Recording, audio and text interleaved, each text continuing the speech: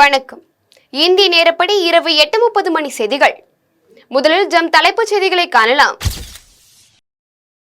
போர் விமானங்கள் உள்ளிட்ட ராணுவ தளவாடங்கள் வாங்க ரூபாய் 1.45 லட்சம் கோடி ஒதுக்கீடு. மத்திய பாதுகாப்புத்துறை அமைச்சர் ராஜ்நாத் சிங் தகவல். பாலியல் குற்றங்களில் ஈடுபடுவோருக்கு கடும் தண்டனை வழங்க சட்ட மசோதா தாக்கல். மேற்கு வங்க சட்டப்பேரவையில் ஒருமனதாக நிறைவேற்றம். தமிழக மக்களின் மகிழ்ச்சியே முக்கியம். திருவொற்றியூர் தொகுதியில் வீட்டுமனை பட்டா வழங்கும் நிகழ்ச்சியில் அமைச்சர் உதயநிதி ஸ்டாலின் நெகிழ்ச்சி. காங்கோ சிறையில் இருந்து தப்ப முயன்ற கைதிகளுக்கு ஏற்பட்ட மூச்சு திணறல். துப்பாக்கி சூட்டில் 129 பேர் உயிரிழப்பு. இனி விரிவான செய்திகளை காணலாம். போர் விமானங்கள் உள்ளிட்ட ராணுவ தளவாடங்கள் வாங்க ரூபாய் 1.45 லட்சம் கோடி ஒதுக்கீடு செய்யப்பட்டுள்ளதாக மத்திய பாதுகாப்புத்துறை அமைச்சர் ராஜ்நாத் சிங் தெரிவித்துள்ளார். இந்திய கடற்படைக்கு மேலும் போர் விமானங்களை கொள்முதல் செய்ய மத்திய அரசு திட்டமிட்டுள்ளது. இது தொடர்பாக பிரான்ஸ் அரசு மற்றும் விமானம் தயாரிக்கும் நிறுவனத்துடன் பேச்சுவார்த்தை நடந்து வருகிறது. இந்திய கடற்படைக்கு சொந்தமான விமானம் தாங்கி கப்பலான INS விக்ராந்திற்கு ரஃபேல் ரக போர் விமானங்கள் தேவைப்படுகிறது. இதற்காக 26 போர் விமானங்கள் வாங்க முடிவு செய்யப்பட்டுள்ளது. இந்நிலையில் இந்திய ராணுவத்திற்கு ஆயுதங்கள் மற்றும் உபகரணங்கள் வாங்கும் மத்திய அமைச்சகத்தின் பாதுகாப்பு கவுன்சில் கூட்டம் இன்று நடைபெற்றது. கூட்டத்திற்கு பாதுகாப்புத்துறை அமைச்சர் ராஜ்நாத் சிங் தலைமை தாங்கினார். கூட்டத்தில் புதிதாக தளவாடங்கள் வாங்க ஒப்புதல் அளிக்கப்பட்டது. இதற்காக 1.45 லட்சம் கோடி ரூபாய் நிதி ஒதுக்கப்பட்டுள்ளது என்று அமைச்சர் ராஜ்நாத் சிங் தெரிவித்துள்ளார். பாலியல் குற்றங்களில் ஈடுபடுவோருக்கு கடும் தண்டனை வழங்க வகை செய்யும் சட்ட மசோதா மேற்கு வங்க சட்டப்பேரவையில் ஒருமனதாக நிறைவேற்றப்பட்டது. கொல்கத்தாவில் பயிற்சி மருத்துவர் பாலியல் வன்கொடுமைக்கு உள்ளாக்கப்பட்டு கொலை செய்யப்பட்ட சம்பவம் நாடு முழுவதும் பெரும் அதிர்ச்சியை ஏற்படுத்தியுள்ளது. இந்நிலையில் பாலியல் குற்றங்களில் ஈடுபடுவோருக்கு கடும் தண்டனை வழங்க வகை செய்யும் சட்ட மசோதா மேற்கு வங்க சட்டப்பேரவையில் ஒருமனதாக நிறைவேற்றப்பட்டது.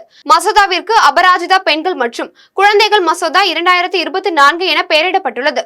அபராஜிதா என்ற வங்காள வார்த்தைக்கு வெல்ல முடியாதது என தெரிவிக்கப்பட்டுள்ளது. தமிழக மக்களின் மகிழ்ச்சியே முக்கியம் என்று திருவொற்றியூர் தொகுதியில் வீட்டுமனை பட்டா வழங்கும் நிகழ்ச்சியில் அமைச்சர் உதயநிதி ஸ்டாலின் தெரிவித்தார். திருவொற்றியூர் தொகுதியில் வீட்டுமனை பட்டா இல்லாமல் இருந்த பொதுமக்கள் வீட்டுமனை பட்டா வழங்க வேண்டும் என்று தேர்தல் பிரச்சாரத்தின் போது அமைச்சர் உதயநிதி ஸ்டாலினிடம் கோரிக்கை விடுத்திருந்தனர். இதனை ஏற்று உடனடியாக அதிகாரிகள் மூலம் ஆய்வு செய்யப்பட்டது. அதில் முதல் கட்டமாக 2100 குடும்பங்களுக்கு அமைச்சர் உதயநிதி ஸ்டாலின் வீட்டுமனை பட்டாக்களை வழங்கினார். நிகழ்ச்சியில் அமைச்சர்கள் PK சேகர்பாபு, KKSSR ராமச்சந்திரன், நாடாளுமன்ற உறுப்பினர் கலாநிதி வீரசாமி, சட்டமன்ற உறுப்பினர்கள் Madhavaram Sudarsanam, IT Moorthy, KP Shankar, Ebenezer, துணை மேயர் மகேஷ்குமார் உள்ளிட்ட அரசு அதிகாரிகள், பொதுமக்கள் பலர் கலந்து கொண்டனர். நிகழ்ச்சியை தொடர்ந்து அமைச்சர் உதயநிதி ஸ்டாலின் பேசினார்.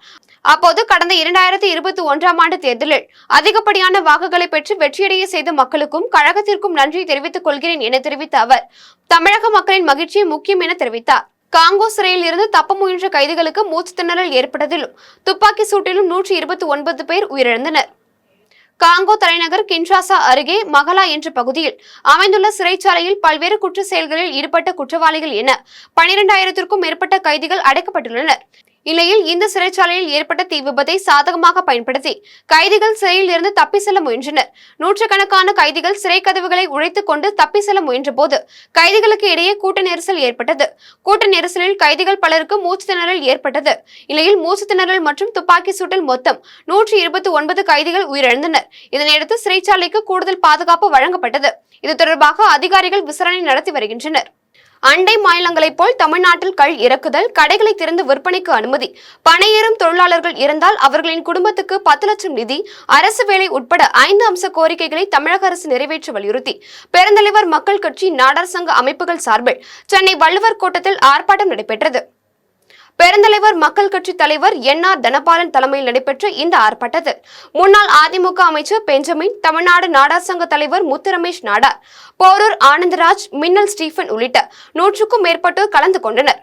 அப்போது பேசிய முத்து ரமேஷ் நாடார், பனைமரத்தை அழிக்கும் வேலையை தொன்று தொட்டு தமிழகத்தை ஆண்ட அனைத்து கட்சிகளும் செய்து வருவதாகவும் 80 காலகட்டத்தில் அப்போதைய முதலமைச்சர் MGR சாராய வியாபாரிகளுக்கும் கள்ளச்சாராய வியாபாரிகளுக்கும் ஆதரவாக செயல்பட்டார் என கூறிய அவர் அதனால்தான் கள்ளுக்கடைக்கு தடை விதிக்கப்பட்டது எனவும் குற்றம் சாட்டினார். தொடர்ந்து பேசிய அவர் கள்ளுக்கடையை திறந்தால் அதன் மூலம் 20 லட்சம் விவசாயிகளின் நலன் பாதுகாக்கப்படும் எனவும் இதனை அரசு செய்ய தவறினால் 20 லட்சம் விவசாயிகளின் வாக்குகள் அவர்கள் சார்ந்தோர்களின் வாக்குகள் என 1 கோடி வாக்குகளையும் அரசியல் கட்சிகள் இழக்க நேரிடும் என எச்சரிக்கை விடுத்தார். அதாவது கல் தோன்றி மண் தோன்றி காலத்தே முன் தோன்றிய மூத்த குடி தமிழ் குடி, அது வாழோடு தோன்றிய இனம் தமிழினம் என்று சொல்வார்கள். அந்த தமிழினத்தின் தலைவர்களான நாடார்கள் செய்யக்கூடிய முதல் தொழிலாக விவசாய தொழிலாக அனைவரையும் காப்பாற்றக்கூடிய தொழிலாக இருப்பது படை தொழில், படை சார்ந்த தொழில். முதல் கிளை வரை 81 பயன்களை கொடுக்கக்கூடிய ஒரே மரம் பூலோக கற்பகத்தரு காமதேவ் என்று அழைக்கக்கூடிய நமது பனைமரம். ஆனால் இந்த பனைமரத்தை கொஞ்சம் கொஞ்சமாக அழிக்கின்ற வேலையை தொன்று செய்து வருகிறது தமிழகத்தை ஆண்ட அரசியல் கட்சிகள். சரியாக சொல்லப்பட வேண்டும் என்றால் 1/1/1987 அன்றைய முதல்வர் எம்ஜிஆர் அவர்கள் சுயநினைவு இல்லாத இருந்த போது சாராய வியாபாரிகளுக்கு ஆதரவாக, கள்ளச்சாராய வியாபாரிகளுக்கு ஆதரவாக, சாராய கடைகளுக்கு ஆதரவாக கல்லுக்கு தடை விதிக்கப்பட்டது. ஆனால் அன்று முதல் இன்று வரை பல கட்சிகள், இரு திராவிட கட்சிகள் மாறி மாறி ஆட்சிக்கு வந்தது கூட கல்லுக்கான தடை நீக்கப்படவே இல்லை. கும்மிடிப்பூண்டியில் பல்வேறு கொள்ளை சம்பவங்களில் தொடர்புடைய 3 பேரை காவல்துறையினர் கைது செய்து அவர்களிடமிருந்த 30 சவரன் தங்க நகைகளை பறிமுதல் செய்தனர். திருவள்ளூர் மாவட்டம் கும்மிடிப்பூண்டி சுற்றுவட்டார பகுதிகளில் தொடர் கொள்ளை சம்பவங்கள் நடைபெற்று வருவதாக கும்மிடிப்பூண்டி காவல் நிலையத்தில் பொதுமக்கள் புகார் அளித்திருந்தனர். இந்நிலையில் பல்வேறு கொள்ளை சம்பவங்களில் ஈடுபட்டவர்களை கைது செய்ய தனிப்படை அமைத்து காவல்துறையினர் தீவிர தேடுதல் வேட்டையில் ஈடுபட்டனர். இதனிடையே கும்மிடிப்பூண்டியில் நடைபெற்ற வாகன சோதனையில் சந்தேகத்திற்கு இடமளிக்கும் வகையில் வந்த 3 இளைஞர்களை காவல்துறையினர் காவல் நிலையம் அழைத்து சென்று தீவிர விசாரணை மேற்கொண்டனர். அப்போது கும்மிடிப்பூண்டி சுற்றுவட்டார பகுதிகளில் கொள்ளையை அரங்கேற்றியவர்கள் என்பது தெரியவந்தது. இதனையடுத்து மாரி, நாகராஜ், சிவா ஆகிய 3 கைது செய்து அவர்களிடமிருந்து சுமார் 30 சவரன் தங்க நகைகளை காவல்துறையினர் பறிமுதல் செய்தனர். நெற்குன்றத்தில் மீட்கப்பட்ட ரூபாய் 100 கோடி மதிப்புள்ள அரசு நிலத்தை தனியாருக்கு கொடுக்க அதிகாரிகள் முயற்சிப்பதாக அதிமுகவை சேர்ந்த சத்யநாதன் குற்றம் சாட்டியுள்ளார். சென்னை வளசரவாக்கம் 145வது வார்டிற்கு உட்பட்ட நெற்குன்றம் பகுதியில் கடந்த அதிமுக ஆட்சி காலத்தில் 1 ஏக்கர் 14 சென்ட் அரசு நிலம் மீட்கப்பட்டு அரசிற்கு சொந்தமான நிலம் என போர்டு வைக்கப்பட்டிருந்தது. இந்நிலையில் சுமார் ரூபாய் 100 கோடி மதிப்புள்ள அரசு நிலத்தை தனியாருக்கு கொடுக்கும் முயற்சியில் அரசு அதிகாரிகள் தற்போது ஈடுபட்டு வருவதாக அதிமுகவை சேர்ந்த 145வது வார்டு மாமன்ற உறுப்பினர் சத்யநாதன் குற்றம் சாட்டியுள்ளார். இதுகுறித்து அவர் செய்தியாளர்களிடம் தெரிவிக்கையில், இது எந்த காரணத்துக்காக வட்டாட்சியர் அவர்கள் அமைதி காத்தார்? என்ன இதுல சுயநலம் இருக்குது? கோர்ட்ல போன நவம்பர் மாசம் தீர்ப்பு கொடுத்திருக்கிறாங்க, இடைக்கால உத்தரவு, இவங்க யாரும் உள்ள போக கூடாதுன்னு சொல்லிட்டு. அப்படியா இருந்தால் சென்னை மாவட்ட ஆட்சியர் என்ன செய்துட்டு இருந்தாங்க?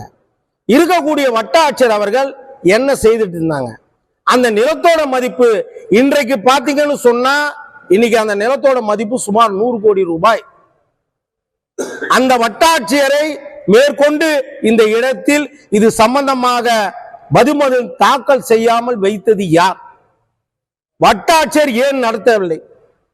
இது குறித்து உடனடியாக மேல்முறையீடு செய்து தமிழக அரசு உடனடியாக இந்த நிலத்தை மீட்டு அவர்கள் போட்ட ஆதரவற்றவர்களின் உடல்களை அடக்கம் செய்யும் பணியில் ஈடுபட்டுள்ள சமூக சேவகர் மணிமாறன் தனது தந்தையின் நினைவாக கட்டியுள்ள சிவாலயத்தில் வழிபாடு செய்யும் நிகழ்ச்சியில் நடிகர் ராகவா லாரன்ஸின் தாயார் கண்மணி பங்கேற்று வழிபாடு நடத்தினார். தமிழகம் மட்டுமின்றி அண்டை மாநிலங்களுக்கும் சென்று ஆதரவற்றவர்களின் உடல்களை பெற்று நல்லடக்கம் செய்யும் பணியில் சமூக சேவகர் மணிமாறன் ஈடுபட்டு வருகிறார். இதுவரை 2955 ஆதரவற்ற உடல்களை பெற்று அவர்களின் ஆன்மா சாந்தியடையும் வகையில் நல்லடக்கம் செய்து வருகிறார். இவரது தந்தை பாண்டுரங்கன் கடந்த ஜூலை மாதம் 8ஆம் தேதி மரணமடைந்தார். அவரது உடலை திருவண்ணாமலை அடுத்த தலையாம்பள்ளம் கிராமத்தில் விவசாய நிலத்தில் நல்லடக்கம் செய்து அங்கு சிவாலயம் ஒன்றை மணிமாறன் கட்டி முடித்துள்ளார். இன்று தனது தந்தையின் 48வது நினைவு நாளையொட்டி வழிபாடு செய்யும் சிறப்பு பிரார்த்தனைகள் மற்றும் பூஜைகளை மணிமாறன் நடத்தினார். இதில் நடிகர் ராகவா லாரன்ஸின் தாயார் கண்மணி பங்கேற்று சிவன் அடியார்களுடன் மெய்மறந்து சிவன் பாடல்களை மனமுருக பாடினார். மேலும் சிவன் அடியார்களுக்கு அன்னமிட்டு அவர்களது பாதத்தை தொட்டு வணங்கி ஆசி பெற்றார். இதையடுத்து பொதுமக்களுக்கு வஸ்திரதானம் வழங்கினார். திருப்பூர் அருகே கல்குவாரிகள் திறப்பது தொடர்பான கருத்து கேட்பு கூட்டம் நடைபெற்றது. திருப்பூர் மாவட்டம் ஊத்துக்குளி கவுண்டம்பாளையம் பகுதியில் உள்ள தனியார் திருமண மண்டபத்தில் குவாரிகளின் உரிமத்தை புதுப்பித்து மீண்டும் குவாரிகள் இயக்குவது தொடர்பாக மாவட்ட நிர்வாகம் சார்பில் பொதுமக்கள் கருத்து கேட்பு கூட்டம் நடைபெற்றது. கூட்டத்தில் பங்கேற்ற விவசாயிகள் மற்றும் பொதுமக்கள் குவாரிகள் இயங்குவதால் சுற்றுச்சூழல் மாசடைவதாகவும், குவாரிகளில் அதிக அளவில் வெடிபொருட்கள் வெடிப்பதால் வீடுகளில் விரிசல் ஏற்படுவதாகவும், இதனால் மாவட்ட நிர்வாகம் குவாரிகளை நடத்த அனுமதிக்க கூடாது எனவும் அதிகாரிகளிடம் தெரிவித்தனர். இதனிடையே குவாரிகளை நம்பி வாழ்வாதாரம் நடத்தி வரும் சிலர் குவாரிகள் நடத்த அனுமதிக்க வேண்டும் என தெரிவித்தனர். இதனையடுத்து இரு தரப்பினரின் கருத்துக்களையும் பதிவு செய்து கொண்ட அதிகாரிகள் மாவட்ட நிர்வாகத்திடம் இது குறித்து தெரிவிக்கப்பட்டு ஒரு வார காலத்திற்குள் குவாரிகளை இயக்குவது குறித்து முடிவு செய்யப்படும் என அதிகாரிகள் தெரிவித்தனர். சிறந்த காவல் நிலையமாக தேர்வு செய்யப்பட்டுள்ள திருத்தணி காவல் நிலையத்தை சென்னை ஐஜி ஆசியம்மாள் ஆய்வு செய்தார். திருவள்ளூர் மாவட்டம் திருத்தணி காவல் நிலையம் 2023ஆம் ஆண்டு முதல் திருவள்ளூர் மாவட்ட அளவில் சிறந்த காவல் நிலையமாக தேர்வு செய்யப்பட்டுள்ளது. இது தொடர்பாக கடந்த சில வாரங்களுக்கு முன்பு டிஜிபி அலுவலகத்தில் நடைபெற்ற நிகழ்ச்சியில் டிஜிபி சங்கர் திவால் திருத்தணி காவல் நிலையத்தில் பணியாற்றியவர்களுக்கு கேடயம் மற்றும் பரிசுகள் வழங்கி பாராட்டினார். இந்நிலையில் சென்னை காவல்துறை தலைவர் அலுவலகத்தின் தலைமையெடுத்து ஐஜி ஆசியம்மாள் திருத்தணி சட்டம் ஒழுங்கு காவல் நிலையத்தில் சிறந்த காவல் நிலையமாக தேர்வு செய்யப்பட்டதற்கான காரணங்கள் குறித்தும் கோப்புகள் குறித்தும் ஆய்வு மேற்கொள்ள வந்தார். அவருக்கு மாவட்ட காவல்துறை கண்காணிப்பாளர் சீனிவாச பெருமாள் தலைமையிலான காவல்துறையினர் அணிவகுப்பு மரியாதை அளித்தனர். இதனையடுத்து காவல் நிலையத்தை ஐஜி ஆசியம்மாள் ஆய்வு செய்தார். அயனாவரம் பகுதியில் விடுதலை சிறுத்தைகள் கட்சியின் வட்ட செயலாளர் நிலத்தை அளந்ததற்கான ரசீதை கேட்டு கொடுக்க மறுத்த வட்டாட்சியரை கண்டித்து அயனாவரத்தில் விடுதலை சிறுத்தைகள் கட்சியினர் கண்டன ஆர்ப்பாட்டத்தில் ஈடுபட்டனர். விடுதலை சிறுத்தை கட்சியின் 97வது வட்ட செயலாளர் அசோக் என்பவரின் நிலத்தை அளந்து அதற்கான ரசீதை கேட்டதற்கு மறுப்பு தெரிவித்ததுடன் சாதியின் அடிப்படையில் அசோக்கை அவதூறாக பேசிய அயனாவரம் வட்டாட்சியர் ரமேஷ் மீது காவல்துறையினர் முறையான வழக்கு பதிவு செய்து நடவடிக்கை எடுக்க கோரி கட்சியின் வடசென்னை மாவட்ட செயலாளர் அப்பன் தலைமையிலும் செய்தி தொடர்பாளர் அயன்புரம் மனோகரன் முன்னிலையிலும் அயனாவரம் ஜாயிண்ட் ஆபீஸ் அருகே விடுதலை சிறுத்தை கட்சியினர் கண்டன ஆர்ப்பாட்டத்தில் ஈடுபட்டனர். இதில் 200க்கும் மேற்பட்டோர் கலந்து கொண்டு கண்டன கோஷங்களை எழுப்பினர். நடக்குதுன்னு பார்த்தீங்கன்னா வில்லிவாக்கம் சட்டமன்ற தொகுதி 97வது வட்ட செயலாளர் ஒரு அசோக் அவர்கள் அவரோட தங்கச்சி இடத்தை அளக்கிறதுக்கு மனு தாக்கல் செய்கிறாரு. அதன் அடிப்படையில் அளந்தும் கொடுத்துட்டாங்க. ஆனால் அளந்த அளவை பார்த்தீங்கன்னா ஒரு 10 நாளில் கொடுக்கணும், இல்லை ஒரு வாரத்தில் கொடுக்கணும். அதிகபட்சமாக 10 நாள் தான் எடுக்கணும். ஆனால் பார்த்தா ஒரு மாதம் ஆகுது. அதை கேட்க போகிற சமயத்தில் ஒருமையில பேசாரு. இந்த பிரச்சனை வீடியோவில் எல்லாமே வைரலாகி பார்த்துருப்பீங்க.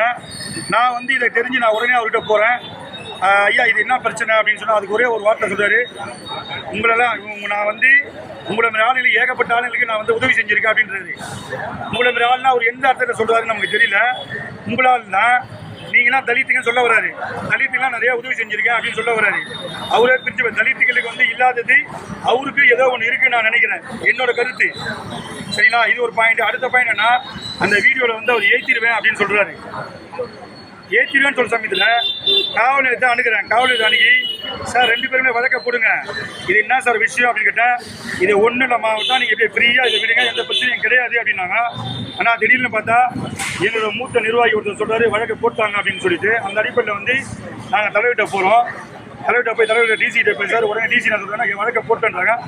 இது வரைக்கும் ஒரு 3-4 வாட்டி நான் ஏறி இறங்கிட்டேன். கட்சியோட மாவட்ட செயலாளர், சென்னை உயர்நீதிமன்ற வழக்கறிஞராக இருக்கிறேன். எனக்கு இது வரைக்கும் ஒன்றும் கிரைம் வரை தரவே இல்லை. பார்த்தீங்கன்னா நேற்று ஃபுல்லாக பார்த்தீங்கன்னா போலீஸ் கிரைம் தரல. ஸ்ரீவைகுண்டம் அருகே வீடு கட்டுவதற்கான ரூபாய் 4 லட்சம் பெறுவதற்கான அனுமதி ரத்து செய்யப்பட்டிருப்பதை கண்டித்து சண்முகராஜா என்பவர் ஸ்ரீவைகுண்டம் ஊராட்சி ஒன்றிய அலுவலகத்தில் தர்ணா போராட்டத்தில் ஈடுபட்டார். ஸ்ரீவைகுண்டம் அருகே உள்ள பராக்கிரம பாண்டியை சேர்ந்த ஓய்வு பெற்ற ராணுவ வீரரின் மகன் சண்முகராஜா என்பவர் திருச்செந்தூர் அரசு மேல்நிலைப் பள்ளியில் தற்காலிக பணியாளராக பணியாற்றி வருகிறார். இவருக்கு கனக செல்வராணி என்ற மனைவியும் 2 மகன்களும் உள்ளனர். இந்நிலையில் கடந்த டிசம்பர் மாதம் பெய்த கனமழையின் போது இவரது வீடு இடிந்து விழுந்ததால் முதற்கட்டமாக வருவாய்த்துறையினர் ரூபாய் 10,000 இழப்பீடாக வழங்கியுள்ளனர். இதையடுத்து வட்டார வளர்ச்சி அலுவலர் சிவராஜன் வீடு இழந்த சண்முகராஜாவிற்கு வீடு கட்டும் திட்டத்தின் மூலம் ரூபாய் 4 லட்சம் வழங்குவதற்கான ஆணையை வழங்கினார். இதனையடுத்து வீடு கட்ட துவங்கிய போது புதிய வீட்டிற்கான முதல் தவணை கிடைக்காத நிலையில் ஸ்ரீவைகுண்டம் ஊராட்சி ஒன்றிய அலுவலகத்தில் இதுகுறித்து கேட்டபோது வீடு கட்டும் நிலம் தாயார் முனியம்மா பெயரில் இருந்ததால் பணம் வரவில்லை என அதிகாரிகள் தெரிவித்துள்ளனர். அதன் பின்னர் தாயார் பெயரில் இருந்த நிலத்தை தனது பெயருக்கு மாற்றியும் வீடு கட்டுவதற்கான முதல் தவணை வராததால் மாவட்ட ஆட்சியர் அலுவலகத்தில் நடைபெற்ற மக்கள் குறைதீர் கூட்டத்தில் சண்முகராஜா மனு அளித்தார். அப்போது வீடு கட்ட ரூபாய் 4 லட்சம் பெறுவதற்கான அனுமதி ரத்து செய்யப்பட்டு இருப்பதை அறிந்த சண்முகராஜா ஸ்ரீவைகுண்டம் ஊராட்சி ஒன்றிய அலுவலகத்தில் சென்று தர்ணா போராட்டத்தில் ஈடுபட்டார். பிச்சை எடுத்து பிழைப்பு நடத்தி வரும் எனக்கு அரசு வீடு கட்டி தர வேண்டும் என முதியவர் ஒருவர் திருப்பத்தூர் மாவட்ட ஆட்சியர் அலுவலகத்தில் மனு அளித்துள்ளார். திருப்பத்தூர் மாவட்டம் வாணியம்பாடி அடுத்த நாகோஜி வட்டம் பகுதியை சேர்ந்த அப்துல் ரஹ்மான் என்பவர் வாணியம்பாடி சுற்றுவட்டார பகுதிகளில் பிச்சை எடுத்து பிழைப்பை நடத்தி வருகிறார். இவர் திருப்பத்தூர் மாவட்ட ஆட்சியர் அலுவலகத்தில் நடைபெற்ற மக்கள் குறைதீர்ப்பு கூட்டத்தில் மனு ஒன்றை அளித்தார். அதில் நான் வாணியம்பாடி சுற்றுவட்டார பகுதியில் பிச்சை எடுத்து பிழைப்பை நடத்தி வருவதுடன் 5 பெண் பிள்ளைகளை காப்பாற்றி வருகிறேன் எனவும் குடும்பத்தை நடத்த சிரமமாக உள்ளது எனவும் தெரிவித்தார். மேலும் தொகுப்பு வீடு வேண்டும் என்று விண்ணப்பித்திருந்த நிலையில் தொகுப்பு வீடும் வழங்கப்பட்டுள்ளது. ஆனால் வீடு கட்ட கொத்தனார் முன்பணமாக ரூபாய் 30,000 கேட்பதை என்னால் கொடுக்க முடியவில்லை என்றும் இலவச வீடு கட்டித் தருவதற்கு அதிகாரிகளுக்கு மாவட்ட ஆட்சியர் உத்தரவிட வேண்டும் என்றும் அப்துல் ரஹ்மான் மனுவில் தெரிவித்துள்ளார். நாட்றம்பள்ளி அருகே நியூசிலாந்து நாட்டு துறைமுகத்தில் வேலை வாங்கி தருவதாக கூறி ரூபாய் 4 கோடியை மோசடி செய்துவிட்டு தலைமறைவாக உள்ள நபர் மீது நடவடிக்கை எடுக்க கோரி மோசடி செய்த நபரின் வீட்டை 60க்கும் மேற்பட்டோர் முற்றுகையிட்டு போராட்டத்தில் ஈடுபட்டனர். திருப்பத்தூர் மாவட்டம் நாட்றம்பள்ளி அடுத்த மல்லகுண்டா பகுதியை சேர்ந்த பிரதீப் குமார் என்பவர் சுற்றுவட்டார பகுதிகளை சேர்ந்த படித்த மற்றும் படிக்காத வேலையில்லாத நபர்களை குறிவைத்து நியூசிலாந்து நாட்டில் உள்ள துறைமுகத்தில் படிப்புக்கேற்ற வேலையை வாங்கி தருவதாக கூறி போலியான ஆவணங்களை காண்பித்து 60க்கும் மேற்பட்ட நபர்களிடம் தலா 7 லட்சம் பெற்றுக்கொண்டு வேலைக்கு அனுப்புவதாக ஏமாற்றி தலைமறைவாகியுள்ளார். இலையில் பணத்தை கொடுத்து ஏமாற்றமடைந்த 60க்கும் மேற்பட்ட நபர்கள் மல்லகுண்டா பகுதியில் உள்ள பிரதீப் குமார் வீட்டை முற்றுகையிட்டு போராட்டத்தில் ஈடுபட்டனர். இதுகுறித்து தகவல் அறிந்து சம்பவ இடத்திற்கு வந்த வாணியம்பாடி காவல்துறை துணை கண்காணிப்பாளர் தலைமையிலான காவல்துறையினர் போராட்டத்தில் ஈடுபட்ட பொதுமக்களிடம் பேச்சுவார்த்தை நடத்தினர். அப்போது பிரதீப் குமார் மீது உரிய நடவடிக்கை எடுத்து பணத்தை திரும்ப பெற்று தரப்படும் என உறுதியளித்ததன் பேரில் பொதுமக்கள் போராட்டத்தை கைவிட்டனர். அதன் பின்னர் இது தொடர்பாக திம்மாம்பேட்டை காவல் நிலையத்தில் பாதிக்கப்பட்ட மக்கள் புகார் அளித்துள்ளனர். நாட்றம்பள்ளி அருகே சொத்து தகராறில் மைத்துனரையும் மாமியாரையும் தென்னை மட்டையால் அடித்து அட்டகாசத்தில் ஈடுபட்டதுடன் வைக்கோல் போருக்கு தீ வைத்த சம்பவம் குறித்து காவல்துறையினர் விசாரணை நடத்தி வருகின்றனர். திருப்பத்தூர் மாவட்டம் நாட்றம்பள்ளி அடுத்த ஆதிபெருமனூர் பகுதியை சேர்ந்த முன்னாள் ராணுவ வீரர் சுரேஷ்குமார் என்பவருக்கும் அவரது அண்ணன் சுதாகர் என்பவருக்கும் இடையே சொத்து தகராறு இருந்து வந்துள்ளது. இந்நிலையில் காலையில் நிலத்தில் உழவு பணி செய்வதற்காக சுதாகர் மனைவி சசிகலா டிராக்டர் வரவழைத்துள்ளார். அப்போது நிலப்பிரச்சனை உள்ளபோது நீங்கள் எப்படி உழவு பணியை மேற்கொள்ள டிராக்டரை வரவழைத்தீர்கள் என்று சுரேஷ்குமார் தரப்பினர் டிராக்டரை வழிமறைத்து நிறுத்தியுள்ளனர். இதனால் ஆத்திரமடைந்த சுதாகர் மனைவி சசிகலா தென்னை மட்டையால் மைத்துனரையும் மாமியாரையும் சரமாரியாக தாக்கி அருகில் இருந்த வைக்கோல் போருக்கு தீ வைத்து கொளுத்தியுள்ளார். இது தொடர்பாக சுரேஷ்குமார் நாட்றம்பள்ளி காவல் நிலையத்தில் அளித்த புகாரின் பேரில் காவல்துறையினர் விசாரணை நடத்தி வருகின்றனர். முறைகேடாக 13,22,692 ரூபாயை மோசடி செய்த நிறுவனத்தின் மீது நடவடிக்கை எடுக்க கோரி பாதிக்கப்பட்ட பெண் மாவட்ட காவல்துறை கண்காணிப்பாளர் அலுவலகத்தில் புகார் மனு ஒன்றை அளித்தார். திருப்பத்தூர் மாவட்டம் வாணியம்பாடி திருமாஞ்சோலை புதுமணி பகுதியை சேர்ந்த ராமலிங்கத்தின் மனைவி கவிதா என்பவர் ஆம்பூரில் இயங்கி வரும் தனியார் நிறுவனத்தில் கூலி வேலை செய்து மாதம் ரூபாய் 7,000 வருமானம் சம்பாதித்து வருகிறார். இந்த நிலையில் கவிதா வாணியம்பாடி CL சாலை பகுதியில் உள்ள ஸ்டேட் பேங்கிற்கு சென்று மாதந்தோறும் தமிழக அரசு மகளிருக்கு வழங்கப்பட்டு வரும் கலைஞர் மகளிர் உரிமை தொகை 1000 எடுக்க சென்றுள்ளார். அப்போது வங்கியில் பணம் எடுக்க முயன்ற போது அவருடைய வங்கி கணக்கு முடக்கப்பட்டிருப்பது தெரிய வந்தது.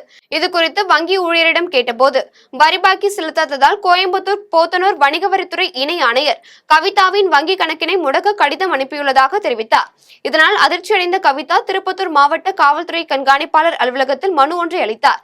அதில் தன்னுடைய பெயர் மற்றும் ஆதார் எண், பான் கார்டு எண், வங்கி கணக்கு எண் ஆகியவற்றை முறைகேடாக பயன்படுத்தி வணிகம் செய்து வரிபாக்கி வைத்து அரசினையும் என்னையும் ஏமாற்றிய நபர்கள் மீது தக்க நடவடிக்கை எடுத்து தன்னை காப்பாற்ற வேண்டும் என கவிதா தெரிவித்துள்ளார். கலியாம்பூண்டி துணை மின் நிலையத்தில் திடீரென டிரான்ஸ்பார்மர் பழுது ஏற்பட்டு மின்சாரம் துண்டிக்கப்பட்டதால் வாகன லைட் வெளிச்சத்தில் பாஜக மூத்த நிர்வாகி இல்லத்தில் புதிய உறுப்பினர்கள் தங்களை பாஜகவில் இணைத்துக் கொண்டனர்.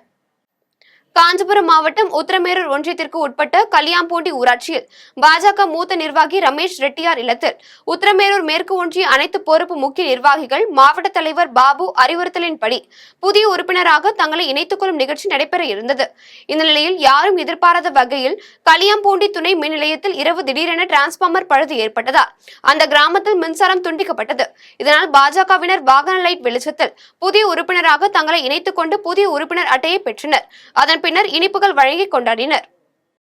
மாடப்பள்ளி பகுதியில் பட்டியலின வகுப்பை சேர்ந்த நபருக்கு ஆவின்பால் கடை நடத்த வாடகைக்கு கடை விட மறுப்பு தெரிவிக்கும் சில நபர்களுக்கு துணை போகும் சட்டமன்ற உறுப்பினர் நல்லதம்பி பொதுமக்களுடன் திடீரென சாலை மறியலில் ஈடுபட்டதால் பரபரப்பு நிலவியது. திருப்பத்தூர் அடுத்த மாடப்பள்ளி பகுதியில் ஜான்மூர்த்தி என்பவர் கடந்த 1970ஆம் ஆண்டிலிருந்து தனக்கு சொந்தமான 1 ஏக்கர் நிலத்தில் கிறிஸ்தவ குல கண் மருத்துவமனை நடத்தி வந்துள்ளார். கடந்த 20 ஆண்டுகளுக்கு முன்பு ஜான்மூர்த்தி இறந்துவிட்ட நிலையில் அவருடைய மகள்கள் ஷீலா, ஜெரியா ஆக்கன்ஸ் லீனா மற்றும் மகன் பிரதாப் சிங் ஆகியோர் அந்த இடத்தை பராமரித்து வந்துள்ளனர். மேலும் ஜான்மூர்த்தியின் மறைவிற்கு பின்னர் அங்கு கண் மருத்துவமனை செயல்படாததால் அந்த குடோன் வாடகைக்கு விடப்பட்டது. இந்த குடோனில் பாஞ்சாலி என்பவர் உரக்கடையும், திருப்பத்தூர் சட்டமன்ற உறுப்பினரின் சகோதரர் அருணகிரி என்பவர் கோணிப்பை சேமிப்பு கடையும் நடத்தி வருகின்றனர். மேலும் தனியார் மருத்துவமனை ஒன்றும் செயல்பட்டு வருகிறது. இதனிடையே உஷா என்பவர் ஆவின்பால் கடை வைப்பதற்காக அந்த குடோனில் கடை ஒன்றை வாடகைக்கு எடுத்து அதற்கான பணத்தை ஷீலாவிடம் கொடுத்துள்ளார். இந்த நிலையில் குடோனில் ஆவின்பால் கடை வைக்கக்கூடாது என ஏற்கனவே வாடகைக்கு உள்ள நபர்கள் பிரச்சனை செய்துள்ளனர். மேலும் செல்வகுமார் என்பவர் அந்த இடம் தனக்கு சொந்தமானது என கூறி பிரச்சனை செய்து வருகிறார். இதனால் ஆத்திரமடைந்த ஜான்மூர்த்தியின் 2 மகள்கள், மகன் மற்றும் ஊர் பொதுமக்கள் ஒன்று திரண்டு ஆவின்பால் கடை ஏன் வைக்கக்கூடாது என கேட்டு திடீரென திருப்பத்தூரிலிருந்து ஆலங்காயம் செல்லும் சாலையில் சாலை மறியலில் ஈடுபட்டனர். பெரியபாளையம் அருகே கடனை திருப்பி கேட்டு தொந்தரவு செய்து தற்கொலைக்கு தூண்டியவரை கைது செய்யும் வரை தற்கொலை செய்து கொண்டவரின் உடலை வாங்க மாட்டோம் என கூறி மருத்துவமனையில் உறவினர்கள் தர்ணா போராட்டத்தில் ஈடுபட்டனர். திருவள்ளூர் மாவட்டம் பெரியபாளையம் அடுத்த திருக்கண்டலம் பழங்குடியினர் காலனியில் வசித்து வரும் கூலி தொழிலாளியான வேலுவிற்கு தங்கம்மாள் என்ற மனைவியும் 3 மகள்களும் உள்ளனர். இந்நிலையில் மல்லிகை தோட்டங்களில் பூப்பறிக்கும் வேலையில் கணவன், மனைவி ஈடுபட்டு வந்தனர். இதனிடையே கடந்த சில வருடங்களுக்கு முன்பு ஆரிக்கம்பேடு பகுதியைச் சேர்ந்த அறிவழகன் என்பவரிடம் தோட்ட வேலை செய்வதற்காக முன்பணமாக ரூபாய் 20,000 வேலு பெற்றுக்கொண்டு தோட்ட வேலை செய்து கொண்டே கடனை திருப்பி செலுத்தி வந்துள்ளார். இதனைத் தொடர்ந்து தோட்ட வேலைக்கு செல்லாமல் இருந்த வேலு வீட்டிற்கு சென்ற அறிவழகன் வேலைக்கு வரவில்லை என்றால் வாங்கிய கடனுக்கு வட்டியாக ரூபாய் 20,000 செலுத்த வேண்டும் என கேட்டுள்ளார். அப்போது இருவருக்கும் இடையே வாக்குவாதம் ஏற்பட்ட நிலையில் வேலுவை அறிவழகன் தாக்கியுள்ளார். கடனை திருப்பி கேட்டு தொந்தரவு செய்ததால் ஏற்பட்ட மன உளைச்சலில் வேலு கடந்த 27ஆம் தேதி விஷமருந்தி தற்கொலைக்கு முயற்சித்தார். உடனே உறவினர்கள் வேலுவை மீட்டு சிகிச்சைக்காக சென்னை ராஜீவ்காந்தி அரசு மருத்துவமனையில் அனுமதித்தனர். தீவிர சிகிச்சை பிரிவில் அனுமதிக்கப்பட்ட வேலு சிகிச்சை பலனின்றி பரிதாபமாக உயிரிழந்தார். இதனையடுத்து பெரியபாளையம் காவல்துறையினர் இந்த சம்பவம் குறித்து வழக்கு பதிவு செய்து பிரேத பரிசோதனை நடத்த நடவடிக்கை மேற்கொண்டு வருகின்றனர். இதனிடையே கூலி தொழிலாளியை தற்கொலைக்கு தூண்டிய அறிவழகனை கைது செய்ய வேண்டும் என உறவினர்கள் தர்ணா போராட்டத்தில் ஈடுபட்டனர். அப்போது தற்கொலைக்கு காரணமான நபரை கைது செய்யாமல் சடலத்தை பெறமாட்டோம் என உறவினர்கள் தெரிவித்துள்ளனர். காரிமங்கலம் அருகே தடை செய்யப்பட்ட குட்கா பொருட்களை கடத்தி வந்த சொகுசு காரையும் ரூபாய் 4 லட்சம் மதிப்பிலான குட்கா பொருட்களையும் காவல்துறையினர் பறிமுதல் செய்தனர். தர்மபுரி மாவட்டம் காரிமங்கலம் வழியாக தமிழக அரசால் தடை செய்யப்பட்ட குட்கா, பான் மசாலா பொருட்களை கடத்தி செல்வதாக காவல்துறையினருக்கு கிடைத்த தகவலின் பேரில் காவல்துறை கண்காணிப்பாளர் மகேஸ்வரன் உத்தரவிட்டதை அடுத்து காரிமங்கலம் அடுத்துள்ள கும்பார அள்ளி சோதனை சாவடியில் காவல்துறையினர் தீவிர கண்காணிப்பு பணியில் ஈடுபட்டிருந்தனர். அப்போது அவ்வழியாக வேகமாக வந்த சொகுசு காரை நிறுத்துமாறு சைகை செய்தனர். காவல்துறையினரை கண்டதும் காரை நிறுத்தாமல் ஓட்டுநர் மின்னல் வேகத்தில் பறந்தனர். சுமார் 2 கிலோமீட்டர் தூரம் விரட்டி சென்று அகரம் பிரிவு சாலையில் சினிமா பாணியில் காவல்துறையினர் காரை மடக்கி பிடித்தனர். அப்போது காரை நிறுத்திவிட்டு ஓட்டுநர் தப்பியோடி தலைமறைவாகிவிட்டார். இதனையடுத்து காரில் இருந்த ரூபாய் 4 லட்சம் மதிப்பிலான 1 டன் குட்கா மற்றும் பான் மசாலா பொருட்களையும் கடத்தலுக்கு பயன்படுத்திய காரையும் காவல்துறையினர் பறிமுதல் செய்து தப்பியோடிய ஓட்டுநரை தேடி வருகின்றனர். திருவனந்தபுரத்தில் செயல்படும் தனியார் நிறுவனத்தில் ஏசி வெடித்ததில் ஏற்பட்ட தீ விபத்தில் பெண் ஊழியர் உட்பட 2 உயிரிழந்த சம்பவம் குறித்து காவல்துறையினர் விசாரணை நடத்தி வருகின்றனர்.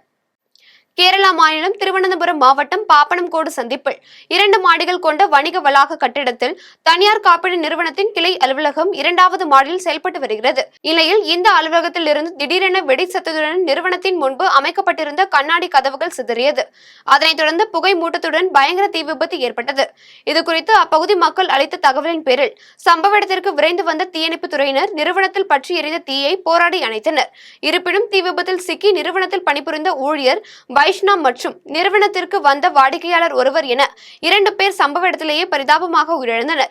இதுகுறித்து தகவல் அறிந்து சம்பவ இடத்திற்கு வந்த நேமம் காவல்துறையினர் உயிரிழந்தவர்களின் உடலை கைப்பற்றி பிரேத பரிசோதனைக்காக அரசு மருத்துவமனைக்கு அனுப்பி வைத்து வழக்கு பதிவு செய்து விசாரணை நடத்தி வருகின்றனர். பாஜகவை விமர்சனம் செய்வதை அதிமுக நிறுத்தினால் அதிமுகவை பாஜக விமர்சனம் செய்யாது என்று மதுரையில் பாஜக ராம சீனிவாசன் தெரிவித்துள்ளார். பாஜக மாநில பொதுச் செயலாளரும் ஒருங்கிணைப்பு குழு உறுப்பினருமான பேராசிரியர் ராம சீனிவாசனின் 61வது பிறந்தநாளையொட்டி மதுரையில் தனியார் விடுதியில் நடைபெற்ற விழாவில் ஏராளமான ஆட்டோ ஓட்டுநர்களுக்கு காப்பீடு அட்டை மற்றும் சீருடைகள் வழங்கப்பட்டன. விழாவை தொடர்ந்து ராம சீனிவாசன் செய்தியாளர்களை சந்தித்து பேசினார். அப்போது பாஜகவை விமர்சனம் செய்வதை அதிமுக நிறுத்தினார் அதிமுகவை பாஜக விமர்சனம் செய்யாது என்றும் மத்திய அரசின் கொள்கையை ஏற்றுக்கொண்டு வந்தால் மட்டுமே மாநில அரசுகளுக்கு நிதி கிடைக்கும் என்றும் ராம சீனிவாசன் தெரிவித்துள்ளார். விட்டு கொடுத்த அவசியம் நிதி வாங்க வேண்டியதில்லை. நீங்க கொள்கையை ஏற்றுக்கொள்ளாமல் நிதி கொடுக்க வேண்டிய அவசியம் இல்லையா? தேவையில்லை. பிஎம்ஸ்ரீ திட்டமே மத்திய அரசினுடைய திட்டம். அதுல ஏற்றுக்கொண்டு மாநிலங்கள் உள்ள வரும்போது அந்த பணம் கிடைக்கும். அதை ஏற்றுக்கொள்ள மாட்டேன்னு சொல்லிட்டு நிதி மாத்திரம் என்ன சார்? மதுரையில 47,000 தெருநாய்கள் இருக்கு. பத்திரிகையில வந்த செய்தி, நீங்க தான் போட்டீங்க பத்திரிகையில். அந்த 47,000 தெருநாய்களுக்கு கருத்தடை செய்யப்படும் அப்படின்னு அறிவிச்சுட்டு தமிழ்நாடு அரசாங்கம் சொல்றதுக்கு 50% நிதி மத்திய அரசு கொடுத்திருக்குன்னு சொல்லுங்க. அப்ப தெரு நாய்களுக்கு கருத்தடை செய்யறது கூட மத்திய அரசு தமிழ்நாட்டில் பணம் கொடுக்குதுங்க. 50% நாய்களுக்கு. தமிழ்நாட்டில் மக்களை குடிக்க வைக்கிறது திமுக அரசாங்கம், டாஸ்மாக் கடை திறந்து. ஆனால் குடியிலிருந்து மீட்பதற்கு டி அடிக்ஷன் சென்டர் துவங்குறதுக்கு மத்திய அரசு பணம் கொடுக்குது. அதை வாங்கி நடத்துற என்ஜிஓக்கள் எவ்வளவு பேர் இருக்காங்க. குடியிலிருந்து மீட்கிறதுக்கு மத்திய அரசு பணம் கொடுக்குது, குடிக்க வைக்கிறதுலாம் மாநில அரசுடைய பொறுப்பா இருக்கு. அதனால இதெல்லாம் நுட்பமா ஸ்க்ரூட்டினி பண்ணீங்கன்னா எவ்வளவு பணம் கொடுத்திருக்குது, என்னெல்லாம் செய்யறாங்கன்னு தெரியும். உதாரணத்துக்கு நான் அந்த தெருநாய் கதையை சொல்றேன். நிதி கொடுக்கலன்றதெல்லாம் சும்மா பேச்சு. மாநிலங்களுக்கான 32% இடஒதுக்கீட்டை 42% உயர்த்தின அரசாங்கமே பிஜேபி அரசாங்கம் மத்தியில். அதெல்லாம் கேட்டு வாங்கிட்டு தான் வந்திருக்காங்க. மீண்டும் தலைப்புச் செய்திகள். போர் விமானங்கள் உள்ளிட்ட ராணுவ தளவாடங்கள் வாங்க ரூபாய் 1.45 லட்சம் கோடி ஒதுக்கீடு. மத்திய பாதுகாப்புத்துறை அமைச்சர் ராஜ்நாத் சிங் தகவல். பாலியல் குற்றங்களில் ஈடுபடுவோருக்கு கடும் தண்டனை வழங்க சட்ட மசோதா தாக்கல். மேற்கு வங்க சட்டப்பேரவையில் ஒருமனதாக நிறைவேற்றம். தமிழக மக்களின் மகிழ்ச்சியே முக்கியம். திருவொற்றியூர் தொகுதியில் வீட்டுமனை பட்டா வழங்கும் நிகழ்ச்சியில் அமைச்சர் உதயநிதி ஸ்டாலின் நெகிழ்ச்சி. காங்கோ சிறையில் இருந்து தப்ப முயன்ற கைதிகளுக்கு ஏற்பட்ட மூச்சு திணறல். துப்பாக்கி சூட்டில் 129 பேர் உயிரிழப்பு. இத்துடன் ஜெம் செய்திகள் நிறைவடைகின்றன. மீண்டும் ஜெம் செய்திகள் நள்ளிரவு 12 மணிக்கு. உடனுக்குடன் செய்திகளை காண ஜெம் லைவ் டிவி என்ற இணையதளத்தில் இணைந்திருங்கள். நன்றி, வணக்கம்.